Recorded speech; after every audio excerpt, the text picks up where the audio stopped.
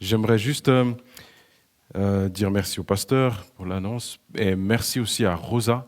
Merci aussi pour ce que tu nous as partagé. Parce que ce matin, en fait, je me dis, souvent, c'est des choses qu'on ne partage pas comme ça devant tout le monde. Et on est en Suisse, hein. J'aime aussi la Suisse, je suis né ici, mais on aime bien mettre les choses sous le tapis.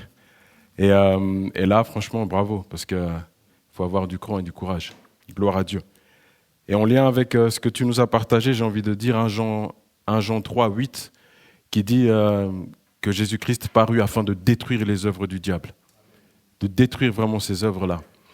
Et ce matin, j'aimerais partager avec vous, frères et sœurs, quelque chose qui m'a beaucoup attristé, un passage pour moi qui était dur à lire, un passage qui va dans le même sens que ce que Rosa nous a partagé, un passage où je me suis dit, mais c'est tellement intriguant, un passage où je me suis dit, comment on peut en arriver là ?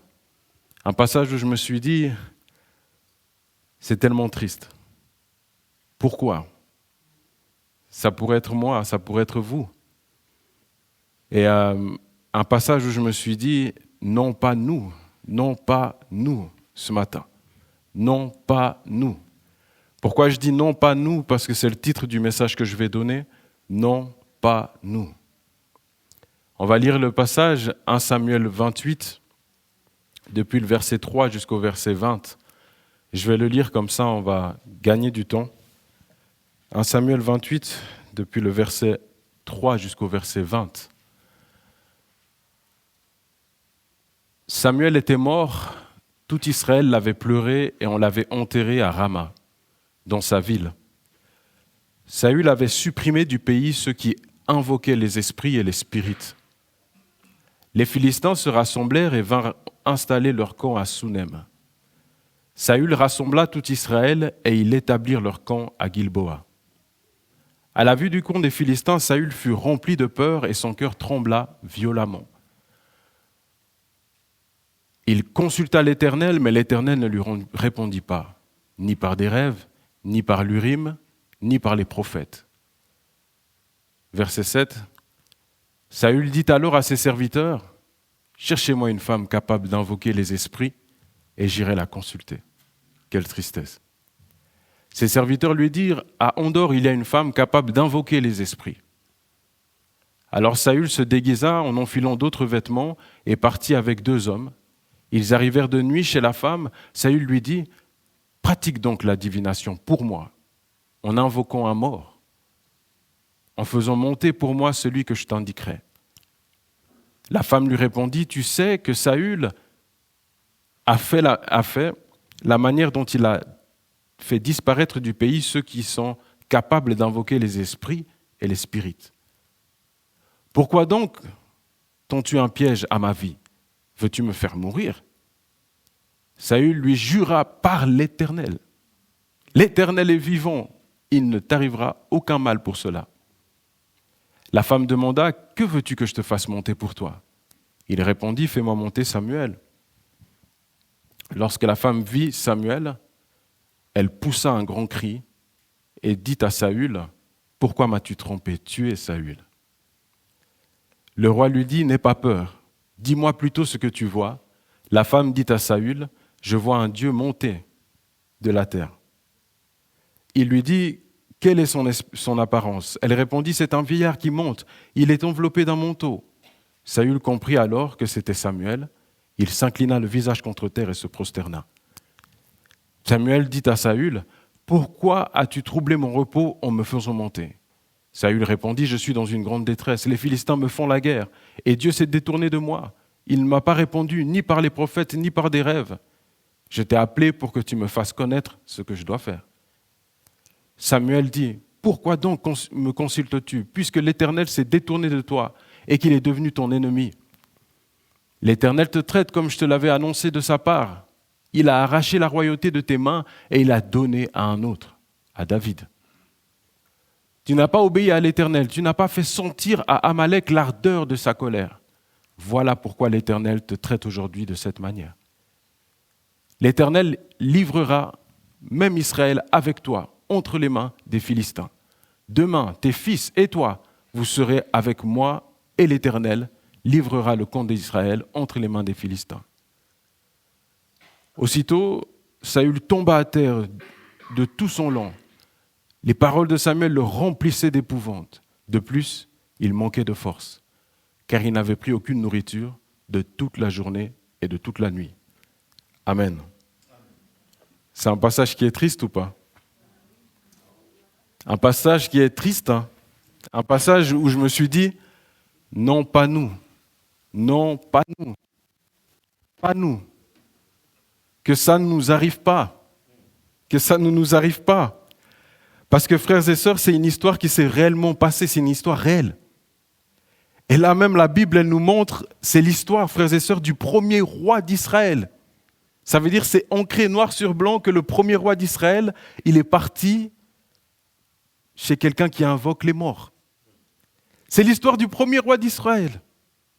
Une histoire de la Bible tellement sombre, tellement noire, qu'on n'oserait pas en parler même en famille, j'ai envie de dire. Cette histoire, ce matin, frères et sœurs, elle a un contexte. Parce que nous, on prend 1 Samuel 28, mais le verset 3 nous apprend, il y a un contexte là-dedans.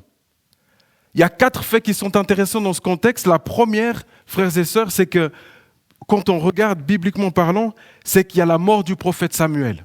Un prophète qui a été avec Saül, avec David, qui a été là pendant longtemps avec eux. Le prophète Samuel. Un prophète qui a marqué les esprits, un prophète qui était le porte-parole de Dieu même. Et derrière, la deuxième chose qu'on peut voir, c'est qu'on a le premier roi d'Israël. Le premier roi d'Israël, Saül. Et derrière, on a encore, frères et sœurs, la troisième chose, c'est les Philistins, qui font la guerre depuis des générations à Israël, leur ennemi juré. Et la quatrième chose, c'est que, frères et sœurs, et ça c'est la pire, c'est le silence de Dieu. Le silence de Dieu dans ce passage. Dieu parle à un moment, retenez bien le silence de Dieu. Frères et sœurs, le texte, il porte son attention sur Saül. Parce que ce qu'on sait de la Bible sur Saül, parce que là on a un événement à la fin de sa vie, on sait que Saül, c'est un homme qui a été irréfléchi. Un homme qui a été têtu, désobéissant et qui peinait aussi à avoir confiance en l'Éternel. Si on pouvait le nommer, c'est un homme qui avait beaucoup de plombées. Un homme, frères et sœurs, dont, quand on regarde, on dit David, c'est l'homme selon le cœur de Dieu. Lui, Saül, c'est l'homme selon le cœur des hommes. Il a été choisi par un peuple alors que Dieu, de base, si vous vous rappelez, le peuple d'Israël n'a pas d'intermédiaire. C'est un peuple où c'est Dieu qui parle directement par ses prophètes. Mais maintenant, le peuple a demandé un roi, ils ont un roi, c'est Saül, qui est selon le cœur des hommes. Et Saül, frères et sœurs, c'est le roi selon la chair. David est le roi selon l'Esprit de Dieu. Saül, c'est le roi selon la chair. Et ce qui est fou, c'est que ce premier roi, il avait bien commencé. La vie chrétienne, on commence tous d'un sens bien, mais c'est un marathon, pas un sprint. Il avait bien commencé. Le verset 3 nous dit, il a commencé par ôter ceux qui évoquent les morts. Ceux qui font finalement, regardez, Saül avait supprimé ceux du pays qui invoquaient les esprits et les spirites.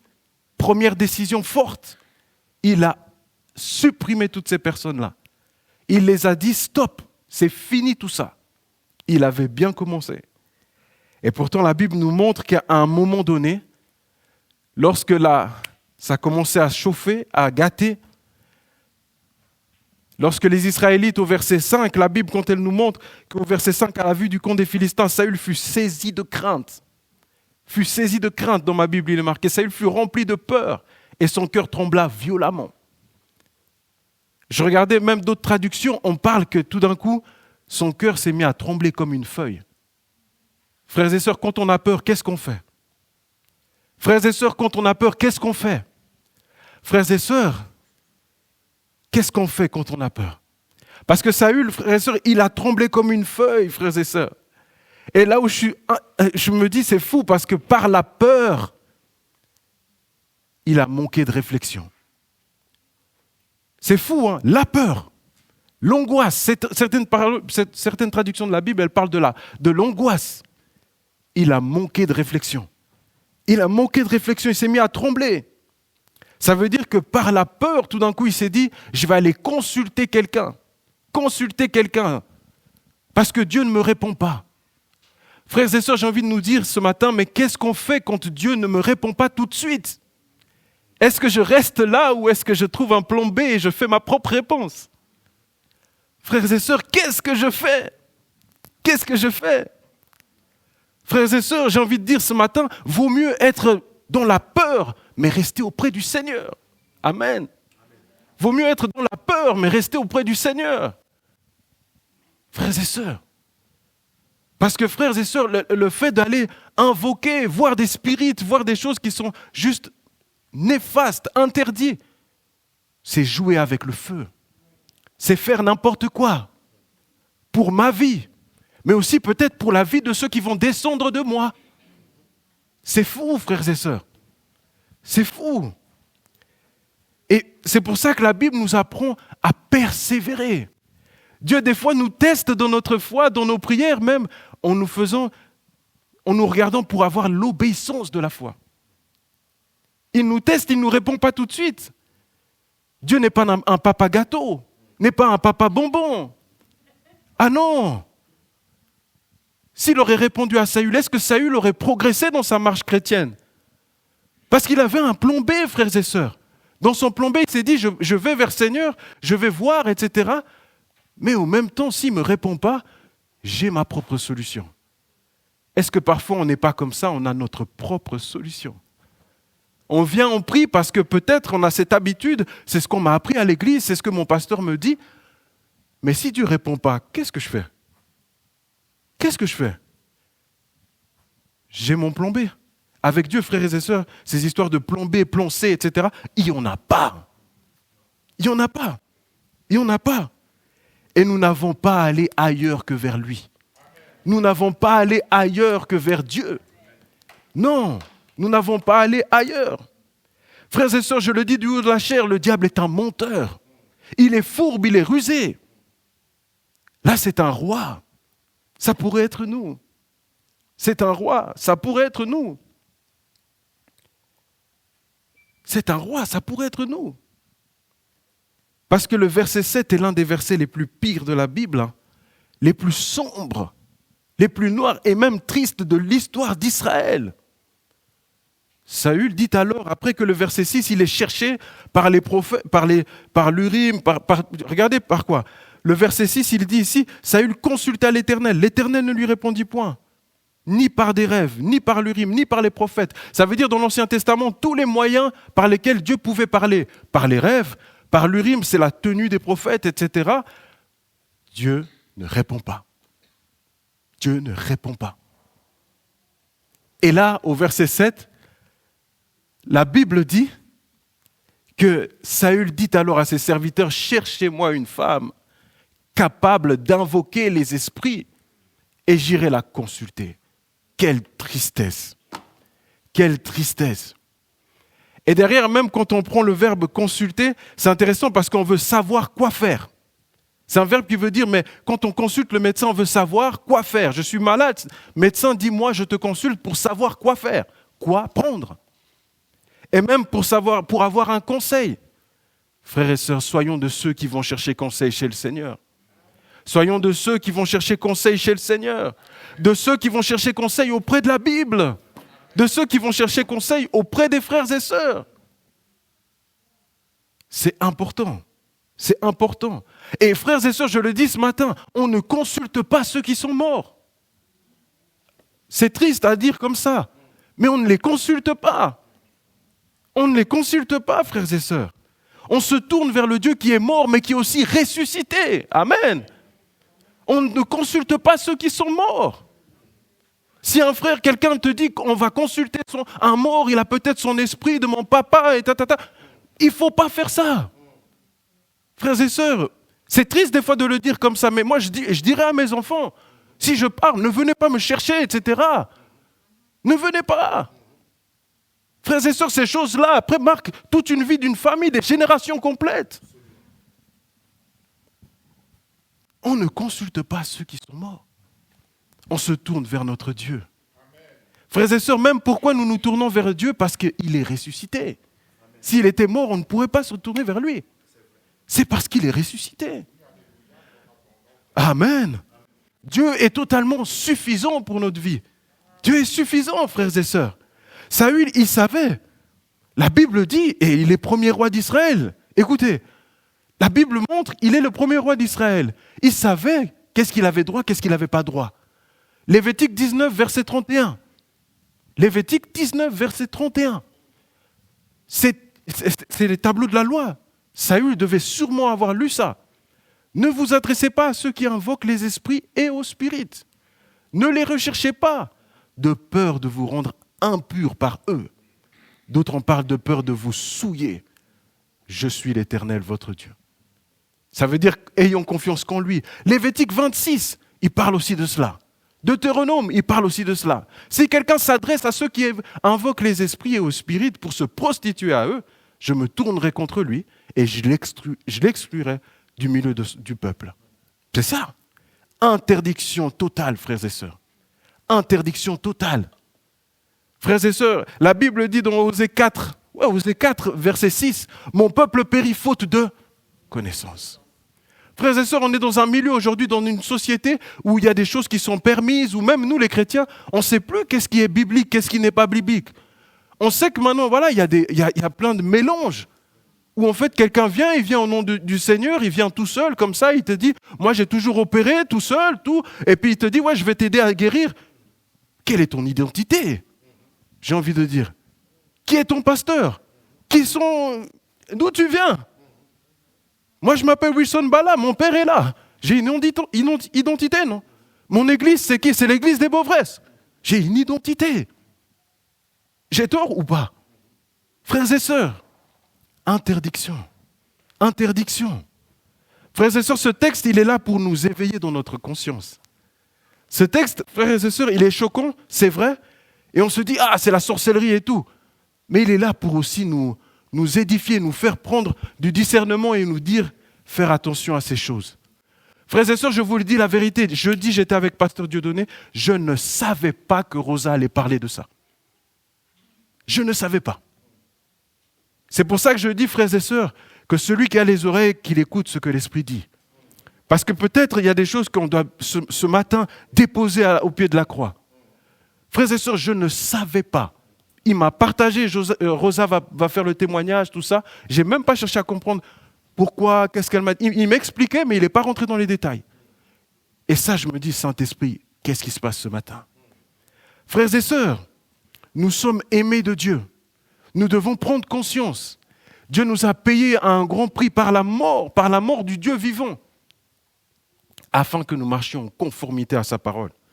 Frères et sœurs, ce texte, il doit nous éveiller. Parce que des fois, on a une mauvaise image de la sorcellerie. On voit comme ça tous les évocations des morts, etc. On dit, ah mais ça se passe qu'en Afrique, ils tournent avec torse nu, tout ça. Frères et sœurs, c'est pas du tout. C'est faux.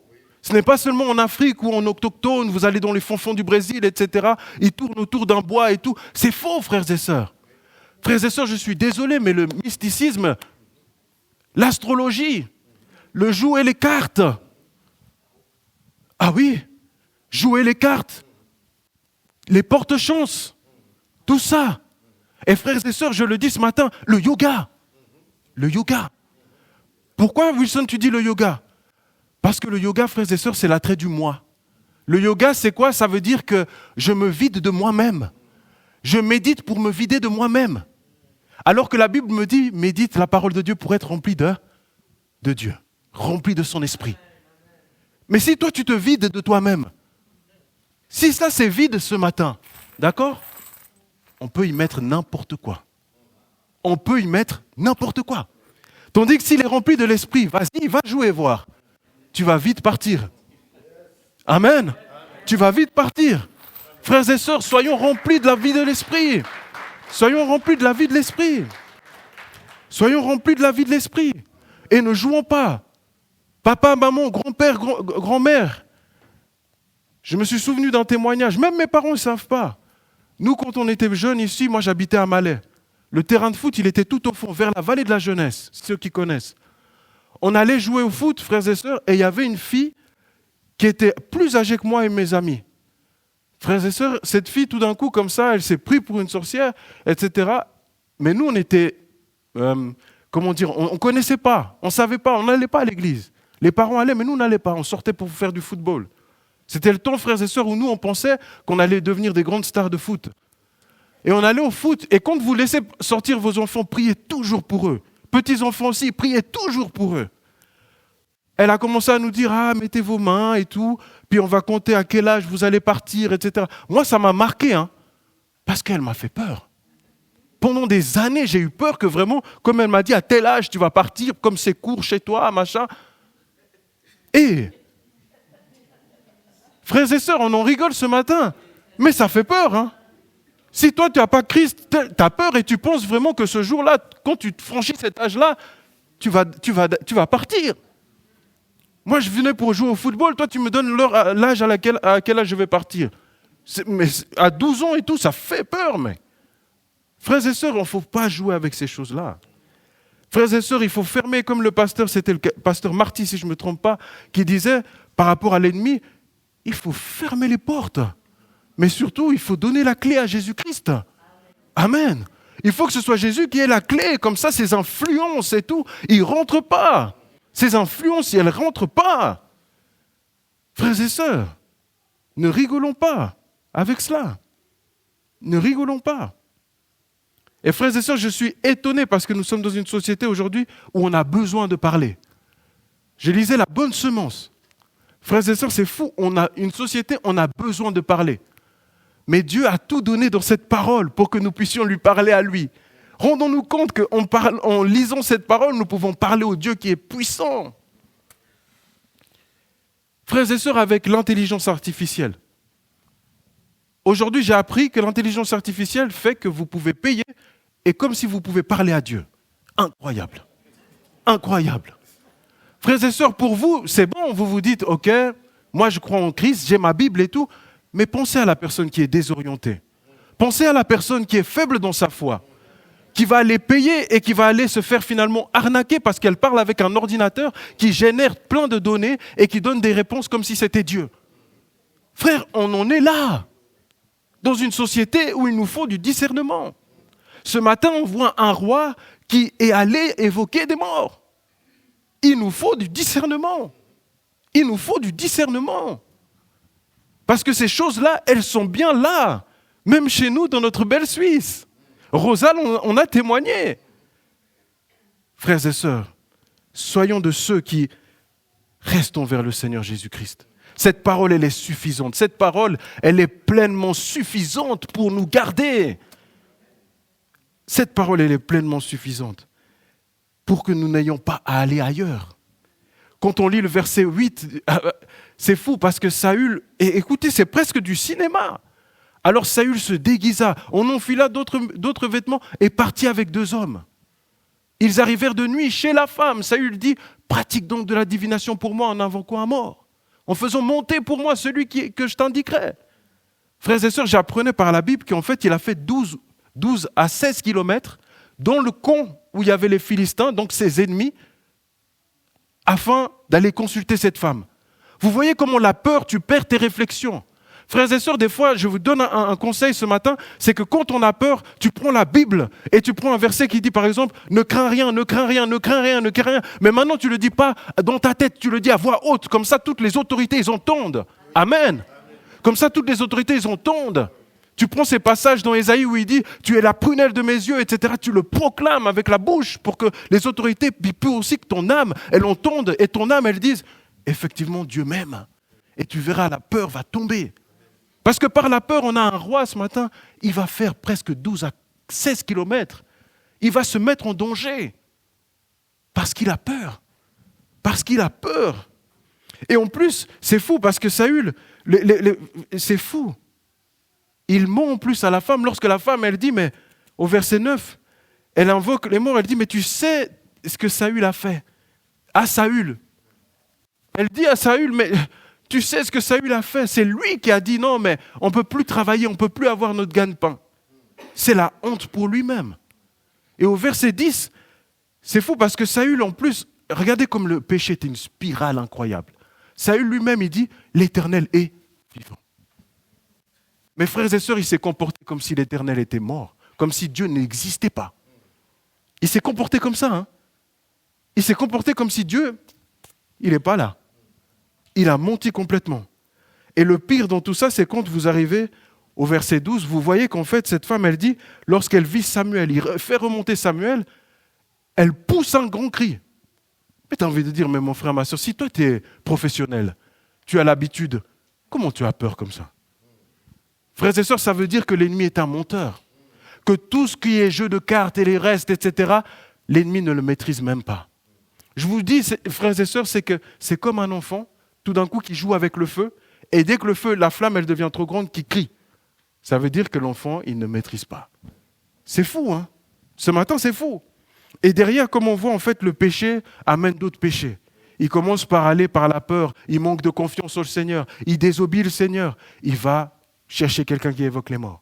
Après, par la suite, en plus, il va mentir au nom de l'Éternel. Regardez, est-ce que ça en vaut vraiment la peine? Frère, sœur, lorsque tu as peur, arrête-toi. Arrête-toi. Lorsque dans la tête s'achemine, arrête-toi, proclame cette parole. Proclame cette parole. On a un Dieu qui nous a laissé vraiment cette parole en nous disant, mes fils, mes enfants que j'aime, je suis avec vous. Je suis avec vous. Amen. Et frères et sœurs, moi ça me fait toujours mal au cœur ces passages, parce qu'en fait, je me dis, mais une jeune fille, un jeune homme qui est là, qui est déboussolé, je me suis revu moi-même dans mon enfance. Tu es là, tu peux aller jouer au foot, tout d'un coup tu as des gens bizarres qui sont là au terrain, et ils te commencent à te... Frères et sœurs, pensez à toutes ces personnes-là qui ont besoin de la parole de Dieu, qui ont besoin vraiment d'avoir cet appui pour pas marcher dans des zones. Tu penses que tu vas toucher le royaume de Dieu, tu touches le royaume des ténèbres. Et après, il en est fini une spirale incroyable qui ne fait que de tomber, de tomber, de tomber. Frères et sœurs, c'est ça. Prions, prions, persévérons. Nos jeunes, les enfants, lorsqu'ils vont à l'école. Frères et sœurs, aujourd'hui, on est dans une société que nous avons accepté Halloween, comme si c'était rien. Mais si moi je dis à ma fille, tu te déguises en démon, elle va croire que c'est normal d'être avec des démons tout le temps, n'est-ce pas? Ah mais oui. C'est pour ça que moi, la dernière fois, quand la maîtresse de garderie, là, tout ça, ils ont envoyé un message, elle peut venir avec les habits et tout, des démons et tout ça. J'ai dit, madame, elle ne viendra pas comme ça. Jamais. De mon vivant, moi, je ne permettrai pas ça. Mais non, il ne faut pas jouer avec ces choses-là. Après, quand tu es petit, tu commences à faire des cauchemars, etc. Mais non, frères et sœurs. Et c'est fou parce que le verset 14 nous dit justement qu'il lui dit, quelle figure a-t-il ? Elle répondit, c'est un vieillard qui monte et il est enveloppé d'un manteau. Saül comprit alors que c'est Samuel, il s'inclina le visage contre terre. Ça a fait débat parmi les commentateurs parce qu'ils se sont dit, mais est-ce que Dieu a-t-il permis cela? Est-ce que Dieu, etc. Mes frères et sœurs, l'important ce n'est pas là. L'important c'est de voir que Dieu est si puissant pour réveiller un mort et le faire parler, donner un message au roi. C'est ça qui est incroyable. Parce que frères et sœurs, Dieu montre à travers ce passage que Dieu est tellement puissant. Il est tellement puissant, il a le contrôle sur tellement toutes choses, que c'est sur ça que nous devons nous appuyer en disant, mais Dieu, tu es tellement puissant que je n'ai pas à avoir peur. Je n'ai pas, frères et sœurs, à te désobéir. J'ai vraiment à être confiant en toi, à être confiant en toi. Parce que je vous ai parlé ce matin du silence. Tout d'un coup, au verset 14, Dieu parle à travers Samuel. Ça, c'est la puissance de Dieu. Il laisse l'homme, à un moment, il commence à faire des jeux, jusqu'à un moment, il vient, stop, ça y est. Ça, c'est la puissance de Dieu. On a un Dieu, frères et sœurs, qui est vraiment puissant. Ne soyons pas inquiets. Ne soyons pas inquiets. On a un Dieu qui est vraiment puissant. Il est vraiment puissant. Et je le redis ce matin, le diable, il ne peut que faire semblant. Il n'est pas omnipotent, omniscient, etc. Il n'est pas omnipotent, omniscient, etc. Ne lui donnons pas un pouvoir qu'il n'a pas. Parce que si tu lui donnes un pouvoir qu'il n'a pas, lui te fera croire qu'il l'a. Frères et sœurs, soyons fermes. Hein. Frères et sœurs, soyons fermes. Dans notre foi, dans notre manière de vivre la vie chrétienne. Et il y a un aspect aussi, frères et sœurs, c'est que chez Saül qu'on peut voir, c'est qu'il n'a jamais pris Dieu au sérieux. Les histoires chrétiennes, les histoires de Jésus ressuscité, etc., ce n'est pas du sérieux. Il était trop peu spirituel. Même roi. La Bible nous le montre clairement, parce que là, à la fin de sa vie, Tu te dis, mais il devrait avoir, après tout ce qu'il a vu, frères et sœurs, Saül a été là quand David a battu Goliath. Saül a été là quand Samuel, prophète, a entendu Dieu, a parlé par Dieu. Frères et sœurs, combien de miracles nous faudra-t-il pour prendre au sérieux Dieu? Combien de miracles il nous faudra? Combien il nous faudra, frères et sœurs, parfois même de décès, de choses qui se passent dans nos vies pour prendre la vie spirituelle au sérieux? Combien de messages, combien de témoignages il nous faudra pour prendre au sérieux que nous ne jouons pas avec le spiritisme, pour que nous ne jouons pas avec notre âme? Combien?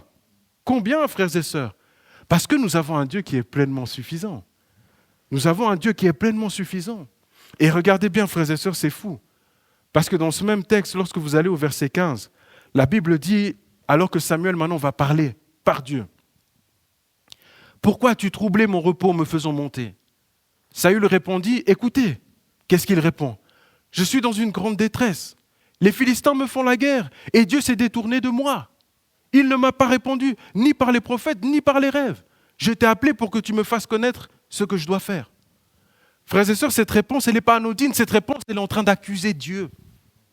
Parce que Saül, il est en train de dire à Dieu, il dit, Dieu ne fait pas son boulot. Dieu ne me répond pas. Les prophètes ne me répondent pas. Il n'y a personne qui ne me répond. Frères et sœurs, j'ai envie de poser la question ce matin, qu'est-ce qu'on fait quand c'est comme ça? Quand Dieu ne répond pas, qu'est-ce qu'on fait, frères et sœurs? Qu'est-ce qu'on fait, frères et sœurs? Amen. Mais il y a une chose encore, avant de garder la foi, on commence par confesser ses péchés. On commence par se repentir. On commence, frères et sœurs, par changer d'attitude. Parce que quand Dieu ne répond pas, frères et sœurs, le problème ne vient pas de Dieu, mais il vient de nous. On commence par changer d'attitude. Par changer d'attitude. Par s'humilier devant Dieu. Par s'humilier devant lui. Par lui dire, Seigneur, pardon. Seigneur, pardon. Parce que la Bible, elle dit dans 1 Jean 1, 9, si nous confessons nos péchés, il est fidèle et juste pour nous pardonner. Il est fidèle et juste, il peut nous pardonner, pour nous purifier de tout mal. Frères et sœurs, on commence, frères et sœurs, par cela. Parce que Dieu ne s'éloigne jamais. Frères et sœurs, t'es-tu peut-être éloigné? Certes, c'est peut-être pas pour la sorcellerie, pour autre chose. Reviens auprès de Dieu. Reviens, frères et sœurs. Reviens. Parce que là, si on voit comme ça le texte, on se dit, mais Saül, c'est la sorcellerie qui l'a touché, etc. Mais pas que. Le premier de ses péchés, c'était pas que cela. C'était pas que cela. Le premier, frères et sœurs, vous savez lequel c'était? C'est la désobéissance, la rébellion. 1 Chronique 10, verset 13. 1 Chronique 10, verset 13. La Bible nous dit, Saül mourut à cause de l'infidélité dont il a fait preuve, de l'infidélité, de la désobéissance dont il a fait preuve, parce qu'il n'avait pas respecté la parole de l'Éternel. Allons même jusqu'à interroger et consulter ceux qui invoquent les esprits. C'est les conséquences, la désobéissance. Et ce qui est fou, c'est que ce même Saül a été prévenu des années avant par le prophète qui était encore vivant. 1 Samuel 15, versets 22 à 23. Alors que le prophète Samuel disait déjà à Saül, il lui disait déjà, alors que Saül ne voulait pas écouter quand Dieu lui disait « fais comme si », il ne faisait pas, il désobéissait. Samuel lui avait déjà dit, l'Éternel trouve-t-il autant de plaisir dans les holocaustes et les sacrifices que l'obéissance à sa voix? Non. L'obéissance vaut mieux que les sacrifices et l'écoute attentive vaut mieux que la graisse des béliers. Oui, la révolte est aussi coupable que la divination. Oui, la rébellion, oui, la désobéissance est aussi coupable que la divination. Et la résistance au Seigneur est aussi fautive que le recours au téraphim. Puisque tu as rejeté la parole de l'Éternel, il te rejette lui aussi, comme roi. Frères et sœurs, quand on voit ce texte, on dit « Waouh, Saül, il a péché, il est allé voir les sorciers !» Mais Dieu il nous dit ce matin « Waouh, Saül a été désobéissant et je mets ça au même niveau. Que tu ailles voir des sorciers et que tu n'obéisses pas à la parole de Dieu, Dieu met ça au même niveau. » Frère, ça me fait tellement mal. Toutes les fois où j'ai été désobéissant, je me dis, mais tu me vois comme quelqu'un qui est un invocateur d'esprit. C'est incroyable, hein? Il n'y a pas de différence. Nous, on dit, ça c'est un péché qui est un peu plus là. Alors que Dieu dit, non, ta désobéissance est l'équivalent. Mes frères et sœurs, ce passage est un passage ce matin qui doit nous humilier. Un passage qui doit nous dire, mais il faut que j'obéisse au Seigneur. Il faut que je me soumette à sa voix. Parce que frères et sœurs, toute relation est faite d'obéissance et de soumission. Le père avec son fils, le mari et la femme, l'enfant avec ses parents. Toute relation est faite de cela. Nos ancêtres, Adam et Ève, ont commencé par désobéir à Dieu en mangeant ce qui était interdit. Mes frères et sœurs, on a lu le livre de Jacques tout au long de ces jeudis, des dimanches, etc. On a partagé cela. Jacques 4, 7 nous donne une solution. Il dit, mais soumettez-vous à Dieu. Soumettez-vous. Dans notre société, quand on entend soumettre, soumettez-vous, obéissez et tout, on a les grands yeux et tout, mais pourtant la Bible elle dit, soumettez-vous donc à Dieu. Résistez au diable, il fuira loin de vous. Frères et sœurs, ça veut dire qu'il y a des combats, qu'on a des combats pour rien, parce que nous ne nous soumettons pas. Ce n'est pas Wilson qui l'a dit, c'est la Bible. Il y a certains combats, frères et sœurs, si tu es soumis à Dieu, tu résistes au diable. Ça veut dire que quand on parle de ce passage, c'est comme un soldat qui résiste. Le diable, il ne va même pas jouer avec toi. Il fuira loin de vous. Il fuira. Il fuira, frères et sœurs. Mais ça commence déjà par changer de direction. Ça commence, frères et sœurs, par confesser au Seigneur en lui disant, Père, je veux t'obéir. Je veux me soumettre à toi. Seigneur, je veux me soumettre à toi. C'est ça que Saül aurait dû faire. Parce que le verset 18 met tellement l'accent en disant à Saül, tu n'as pas obéi, tu n'as pas obéi, tu n'as pas obéi à l'Éternel, tu n'as pas obéi. Frères et sœurs, ce passage doit nous dire, mais quand on montera vers le Seigneur, si Dieu nous dit, mais Wilson, tu n'as pas obéi, quel désastre. Wilson, tu n'as pas obéi, quel désastre. Tu n'as pas obéi. C'est pour ça que je disais, frères et sœurs, avant de commencer, non, pas nous. Non, pas nous. Même si cette société nous dit on doit être individualiste, on doit être tout seul, etc. Non, nous sommes de ceux qui invoqueront l'Éternel. Nous sommes de ceux qui se tourneront vers Dieu. Nous sommes de ceux qui se soumettront, même si la soumission, c'est quelque chose on se dit c'est fou. Je me soumettrai à Dieu. Je me soumettrai à Dieu. Frères et sœurs, l'évangile, c'est ça. La bonne nouvelle de Jésus-Christ, c'est ça, un Dieu qui est mort pour nous et qui est ressuscité afin que nous l'obéissons, afin que nous soumettons à lui. Afin que nous nous soumettons à lui. Frères et sœurs, avant que je termine, j'aimerais juste qu'on puisse prendre un temps où on va confesser nos fautes. Parce que certes, Saül, il est allé toucher les sorciers, mais combien de fois nous n'avons pas désobéi au Seigneur? Combien de fois nous n'avons pas désobéi au Seigneur? Combien de fois nous ne sommes pas insoumis au Seigneur? Ce que je vous propose, c'est que si quelqu'un peut venir pour faire juste un ton de piano, on va prier, chacun sait ce qu'il a dans son cœur. Et on va dire au Seigneur, Seigneur, pardonne-moi de t'avoir désobéi tant de fois. Pardonne-moi, Seigneur. Pardonne-moi. Amen.